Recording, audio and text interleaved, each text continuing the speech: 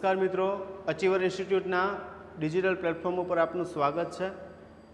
જે લો related MCQ series ચાલે છે એ સિરીઝને આપણે આજે આગળ વધારીએ. તો જોઈએ આજના એમસીક્યુ જે પરીક્ષાની દ્રષ્ટિએ અતિ ઉપયોગી છે. ચાલો શરૂઆત કરીએ. ઇન્ડિયન પિનલ કોડના એમસીક્યુની સિરીઝ ચાલુ છે અત્યારે. જે આઈએમપી એમસીક્યુ સિરીઝ છે 2023 આવનારી ભરતીની અંદર અતિ મહત્ત્વના જે પ્રશ્નો કહી શકાય તેવા પ્રશ્નો પૂછાવાની જેની અંદર શક્યતા રહેલી હોય તેવા એમસીક્યુની શરૂઆત કરીએ. પહેલો સવાલ જોઈએ. દહેજ મૃત્યુના કેસમાં સ્ત્રીનો પતિ અને તેના સગા સ્ત્રીને માત્ર માનસિક ત્રાસ આપે તો કઈ કલમ મુજબ ગુનો બને? દહેજ મૃત્યુના કેસમાં સ્ત્રીનો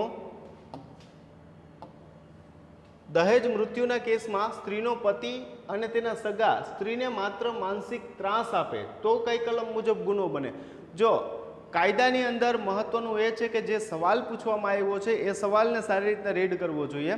આની અંદર કીધું છે કે દહેજ મૃત્યુ, ઘણી વખત એવું થતું હોય કે આપણે દહેજ મૃત્યુ આવ્યું એટલે 304B સીધી લગાડી જ દઈએ કે ભાઈ દહેજ મૃત્યુ માટેની કલમ 304B. એવું નથી. સવાલ શું પૂછવામાં આવ્યો છે કે દહેજ મૃત્યુના કેસમાં સ્ત્રીનો પતિ અને તેના સગા સ્ત્રીને માત્ર માનસિક ત્રાસ આપે તો કઈ કલમ મુજબ ગુનો બને? માત્ર ત્રાસ આપવામાં આવ્યો છે, અહીંયા દહેજ મૃત્યુ નિપજાવવામાં નથી આવ્યું. સવાલ એવું કહે છે કે માનસિક ત્રાસ આપે તો કઈ કલમ મુજબ ગુનો બને? ઓપ્શનની અંદર છે એ 422, બીની અંદર આપવામાં આવેલું છે 428, સીની અંદર આપેલું છે 376 અને ડીની અંદર આપેલું છે 498A. તો સ્વાભાવિક રીતે પતિ અને પતિના સગા દ્વારા જો કોઈ પણ સ્ત્રીને ત્રાસ આપવામાં આવશે તો 498A મુજબ પ્રકરણ 20A અને એની અંદર કલમ 498A મુજબ ગુનો નોંધાય. તો આનો સાચો જવાબ શું આવશે? તો કે સાચો જવાબ ડી આવશે કે ડીની અંદર સાચો જવાબ છે 498A. ચાલો આગળનો સવાલ લઈએ.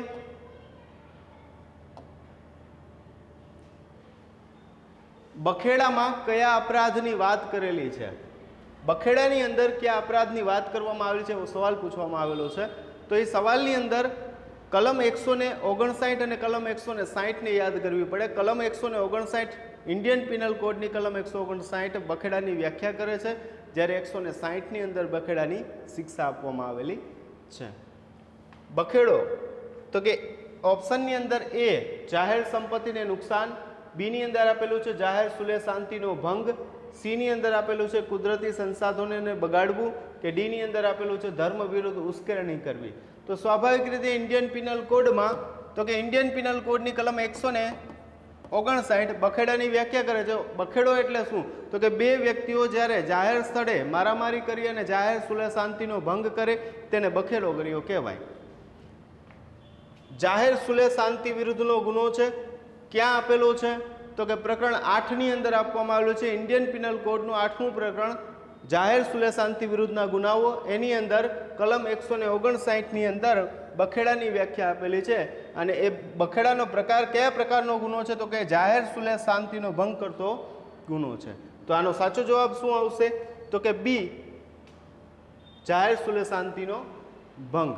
કયા અપરાધની વાત છે? તો કે જાહેર સુલેહ શાંતિના ભંગના અપરાધની વાત છે. ચાલો આગળનો સવાલ લઈએ. ચોરીના ગુના અંગે કઈ બાબત સાચી નથી? ખોટી વસ્તુ પકડવાની છે ચોરીના ગુના માટે. એની અંદર આપેલું છે ચોરી ફક્ત જંગમ મિલકતની જ થાય. બીની અંદર આપેલું છે ચોરી ગમે તે સમયે થઈ શકે છે. ચોરીમાં ભયનું તત્વ રહેલું હોય છે. અને ડીની અંદર આપેલું છે ચોરી એટલે મિલકતને એક જગ્યાએથી બીજી જગ્યાએ સંમતિ વગર ખસેડવી. તો સ્વાભાવિક રીતે ચોરી ફક્ત જંગમ મિલકતની જ થાય. એક જગ્યાએથી જે વસ્તુને લઈ જઈ શકાય તેની જ ચોરી થાય. સ્થાવર મિલકતોની ચોરી ના થાય. કોઈના ઘરની ચોરી ના થાય. ઘર સ્થાવર મિલકત છે. કોઈનું બાઇક પડેલું હોય તો બાઇકની ચોરી થાય, કારણ કે જંગમ મિલકતમાં આવે. તો જંગમ મિલકતની જ ચોરી થાય. પણ અહીંયા સાચી નથી. ખોટી વસ્તુને પકડવાની છે ચોરીના ગુના માટે. તો ચોરીમાં ભયનું તત્વ રહેલું હોય છે. જો પહેલી વસ્તુ તો એ કે કલમ 378ની અંદર ચોરીની વ્યાખ્યા, 379ની અંદર ચોરી માટેની શિક્ષા આપવામાં આવેલી છે. તો કલમ 378 ચોરીની વ્યાખ્યા શું કહે છે કે કોઈ પણ વ્યક્તિના ધ્યાન વગર કોઈ વસ્તુને લઈ જવી તેને કહેવાય ચોરી. હવે ચોરીની અંદર બીજું કે ચોરીની અંદર જંગમ મિલકત જ જાય, ચોરીમાં ભય બીક બતાવીને ચોરીઓ ના થાય, એ ચોરી એ હંમેશા ચોરી છુપીથી જ થાય, એટલે બીક એની અંદર ચોરીની અંદર બીક કોઈ દિવસ બતાવવામાં આવતી નથી. જો બીક બતાવવામાં આવે તો એ ચોરી ચોરી ન કહેવાય, એને લૂંટ કહેવામાં આવે, કાં તો બળજબરીથી કઢાવી લેવાનું કહેવાય. તો સ્વાભાવિક રીતે આનો જવાબ શું આવશે? તો કે ચોરીના ગુના માટે કઈ બાબત સાચી નથી? તો કે ચોરીમાં ભયનું તત્વ રહેલું હોય છે, એ ભયનું તત્વ ચોરીના ગુનામાં નથી હોતું. એટલે સાચો જવાબ આવશે સી, ચોરીમાં ભયનું તત્વ રહેલું હોય છે, એ ચોરીના વિધાન માટે ખોટું છે. ચાલો આગળનું લઈએ સવાલ. ભારતીય ફોજદારી ધારો કોને લાગુ પડે? પહેલું પ્રકરણ યાદ કરવું છું, ઇન્ડિયન પિનલ કોડની કલમ 1 થી 5 સુધીની જોગવાઈ આપેલી છે. એની અંદર ઇન્ડિયન પિનલ કોડનું પ્રકરણ પહેલું કે ભારતીય ફોજદારી ધારો કોને લાગુ પડે? તો કલમ 2, 3 અને 4 એ જ વાત કરે છે કે ઇન્ડિયન પિનલ કોડ ભારતીય ફોજદારી ધારો લાગુ કોને પડશે. અહીંયા ઓપ્શન શું આપેલા છે? તો કે એની અંદર આપેલું છે કોઈ વ્યક્તિએ ભારતમાં ગુનો કર્યો હોય, બીની અંદર આપેલું છે કે ભારતીય દરિયાઈ સીમામાં કોઈ જહાજ પર કોઈ વ્યક્તિએ ગુનો કરેલો હોય, સીની અંદર આપેલું છે એ અને બી બંને સાચું, અને ડીની અંદર આપેલું છે કે માત્ર એ સાચું. તો સ્વાભાવિક રીતે ભારતીય ફોજદારી ધારો કોઈ વિદેશીએ ભારતમાં, જો કલમ 2 જણાવે છે ઇન્ડિયન પિનલ કોડની કે ભારતમાં કોઈ વિદેશી કરે કે ભારતીય કરે, જો એ ગુનો ગણાતું હોય તો હંમેશા ગુનો જ થશે અને એને ઇન્ડિયન પિનલ કોડની જોગવાઈઓ લાગુ પડશે, એ ચાહે વિદેશી કરે કે ભારતીય કરે. બીની અંદર આપેલું છે કે ભારતીય દરિયાઈ સીમામાં કોઈ જહાજ પર કોઈ વ્યક્તિએ ગુનો કર્યો હોય તો દરિયાઈ સીમાની અંદર કલમ 3 અને 4 ને યાદ કરવી પડે. અહીંયા કલમ 3, 4 શું કહે છે કે ભારતીય રજીસ્ટર થયેલું કોઈ પણ વાહન હોય, વહાણ હોય કે જહાજ હોય, તેની ઉપર ગમે તે સ્થળે કોઈ ગુનો થાય તો એને ઇન્ડિયન પિનલ કોડની જોગવાઈઓ લાગુ પડશે જ. તો અહીંયા સાચો જવાબ શું આવશે કે ભારતીય ફોજદારી ધારો કોને લાગુ પડે? તો કે એ અને બી બંનેને લાગુ પડે. એ અને બી બંને સાચું છે. વિદેશી વ્યક્તિ ભારતમાં ગુનો કરે તો પણ લાગુ પડશે, અને ભારતીય દરિયાઈ સીમામાં કોઈ જહાજ પર કોઈ વ્યક્તિએ ગુનો કર્યો હોય તો પણ ઇન્ડિયન પિનલ કોડની જોગવાઈઓ લાગુ પડે. ચાલો આગળનો સવાલ લઈએ. ફોજદારી ધારા મુજબ કઈ કલમો હેઠળના કૃત્યો, કઈ કલમ હેઠળના કૃત્યો ગુનો બનતા નથી? એની અંદર આપેલું છે કલમ 70 થી 96 સુધીના, કલમ 82 થી 106 સુધી, સીની અંદર આપેલું છે કલમ 76 થી 106 સુધી, કે ડીની અંદર આપેલું છે કલમ 80 થી 106 સુધી. તો અહીંયા આપણે ઇન્ડિયન પિનલ કોડનું પ્રકરણ 4 યાદ કરવું પડે કે જેની અંદર સામાન્ય અપવાદોની વાત કરેલી છે કે અમુક સંજોગોની અંદર કોઈ ગુનો થઈ જશે તેમ પણ તે ગુનો ગણવામાં નહીં આવે. એક્સેપ્શન આપવામાં આવેલા છે, અપવાદો આપવામાં આવેલા છે. પ્રકરણ ઇન્ડિયન પિનલ કોડ આઈપીસી નું પ્રકરણ 4 સામાન્ય અપવાદોની વાત કરે છે. તો સામાન્ય અપવાદોનું પ્રકરણ કે જેની અંદર કોઈ ગુનો બની જાય તેમ છતાં તે ગુનો નહીં ગણાય તેની વાત કરેલી છે. તો હવે એની અંદર કલમ ક્યાંથી ક્યાં આપેલી છે? કલમ 76 થી લઈ અને 106 સુધીની કલમો આપવામાં આવેલી છે. કલમ 76 થી લઈ કલમ 106 સુધીનું આખું પ્રકરણ બનાવેલું છે. કલમ 76 થી 106 સુધી આખું પ્રકરણ બનાવેલું છે. તો સાચો જવાબ શું આવશે? તો કે સી, કલમ 76 થી લઈ અને 106 સુધી. સાચો જવાબ તો આની અંદર સી, કલમ 76 થી લઈ 106 સુધી. પ્રકરણ 4 સામાન્ય અપવાદો, એની અંદર પ્રકરણ 4. ચાલો એકાંત કેદની સજા અંગે કયું વિધાન સાચું છે? આગળનો સવાલ શું કહે તો કે એકાંત કેદની સજા અંગે કયું વિધાન સાચું છે? તો પહેલી વસ્તુ, એકાંત કેદની જોગવાઈ ક્યાં આપવામાં આવેલી છે? તો કે પ્રકરણ 3 ની અંદર, ઇન્ડિયન પિનલ કોડની પ્રકરણ 3 ની અંદર શિક્ષાઓ માટેનું જે પ્રકરણ છે એની અંદર કલમ 73 ની અંદર એકાંત કેદની વાત કરવામાં આવેલી છે.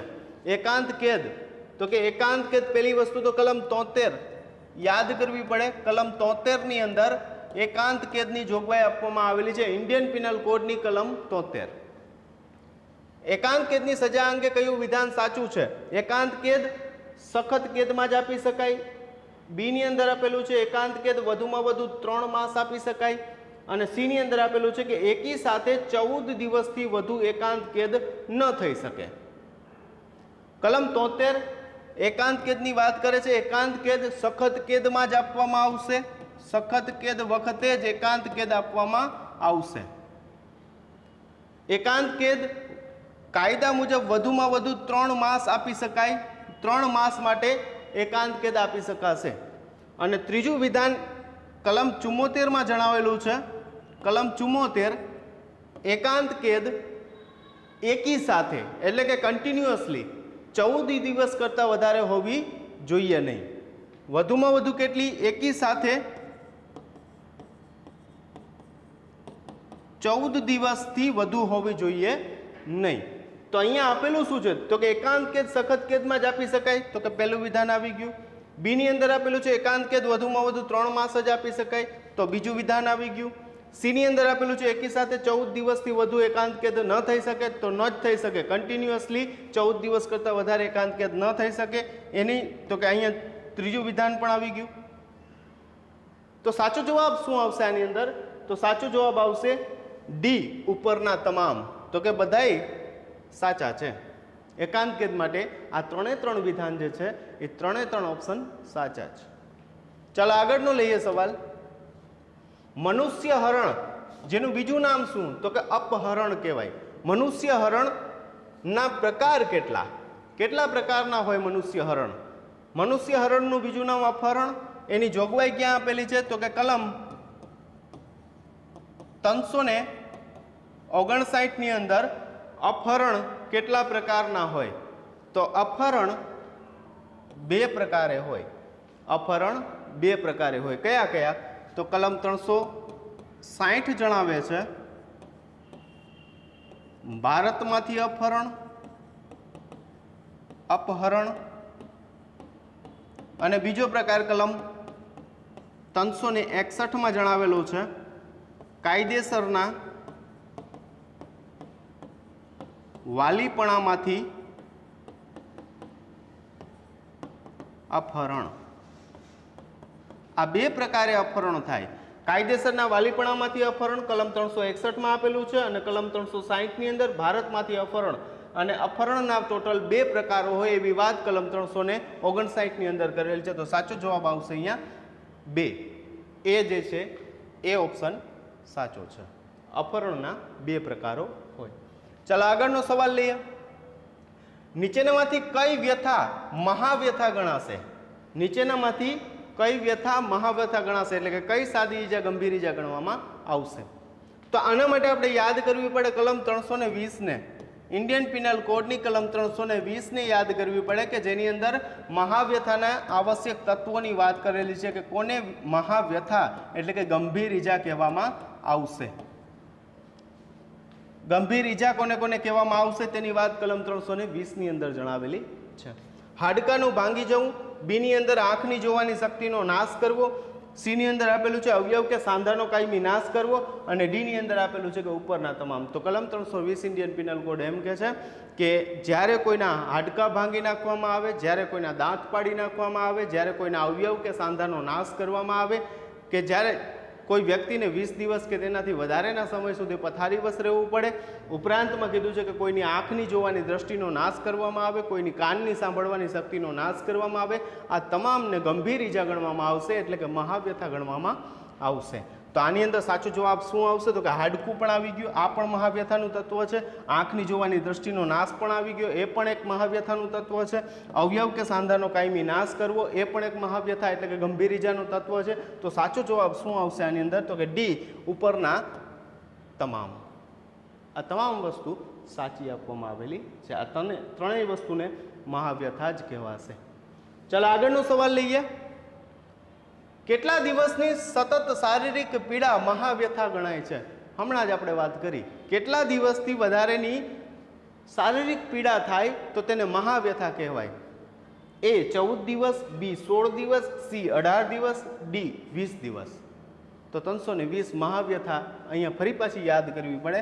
કલમ 320 ની અંદર આપેલું છે કે મહાવ્યથા કે જેની અંદર 20 દિવસ કે તેનાથી વધારેના સમય સુધી કોઈ વ્યક્તિને શારીરિક પીડા થાય કે તેને પથારીવશ રહેવું પડે તો તેને મહાવ્યથા કહેવાશે.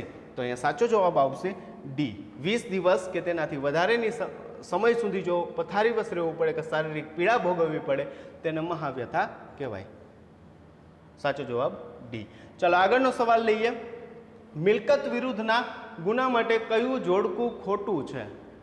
પહેલા તો યાદ કરવું પડે મિલકત વિરુદ્ધના ગુનાનું પ્રકરણ કયું ઇન્ડિયન પિનલ કોડનું. તો મિલકત વિરુદ્ધના ગુનાનું પ્રકરણ 17મું છે. પ્રકરણ 17 હેઠળ મિલકત વિરુદ્ધના ગુનાઓ આપવામાં આવેલા છે. પહેલી વસ્તુ યાદ રાખજો, ચોરી, લૂંટ, ધાડ, બિગાડ, છેતરપિંડી આ તમામ જે વસ્તુ છે એ મિલકત વિરુદ્ધના ગુના ગણાય. કારણ કે જે પ્રકરણ હેઠળ જે ગુના આવતા હોય તે તેવા પ્રકારના ગુના છે. જે પ્રકરણ હેઠળ જે ગુના આવતા હોય તે એવા પ્રકારના ગુના કહેવાય. તો મિલકત, અહીંયા સવાલ છે કે મિલકત વિરુદ્ધના ગુના માટે કયું જોડકું ખોટું છે? કલમોને ઓળખવાની છે. અહીંયા ચોરી, લૂંટ, ધાડની કલમો હંમેશા મહત્વની જ હોય. ચોરી 379માં તેની શિક્ષાની જોગવાઈ કરેલી છે ચોરીની. બિગાડ 426 બિગાડની વ્યાખ્યા 425 હેઠળ છે અને બિગાડની શિક્ષા 426 હેઠળ આપવામાં આવેલી છે. આ વિધાન પણ સાચું છે. લૂંટ 392માં, લૂંટની વ્યાખ્યા 390 હેઠળ આપેલી છે અને 392 હેઠળ લૂંટની શિક્ષા આપવામાં આવેલી છે. અને ડી ની અંદર આપેલી છે ધાડ 391. તો ધાડને સ્પષ્ટ કરવી પડે. ધાડની જોગવાઈ ક્યાં કરેલી છે કે 391માં ધાડની વ્યાખ્યા આપેલી છે અને ધાડની શિક્ષા કલમ 395માં આપેલી છે. ધાડની શિક્ષા કલમ 395માં આપેલી છે. 393માં તો કે ધાડની વાત કરેલી નથી. તો અહીંયા વિધાન કયું જોડકું ખોટું છે? તો ડી, ધાડવાળું જોડકું ખોટું છે. કેમ? તો કે એની વ્યાખ્યા પણ 391માં આપેલી છે અને ધાડની શિક્ષા 395 હેઠળ આપેલી છે. તો સાચો જવાબ આવશે ડી, ધાડ. નેક્સ્ટ જોઈએ. ચલો આજ પૂરતું આટલા રાખીએ સવાલો. બાકીના સવાલો માટે આવતીકાલે ફરી મળશું. તો જોડાઈ રહો અમારા અચીવર ઇન્સ્ટિટ્યૂટના ડિજિટલ પ્લેટફોર્મ પર. ચલો, થેન્ક યુ.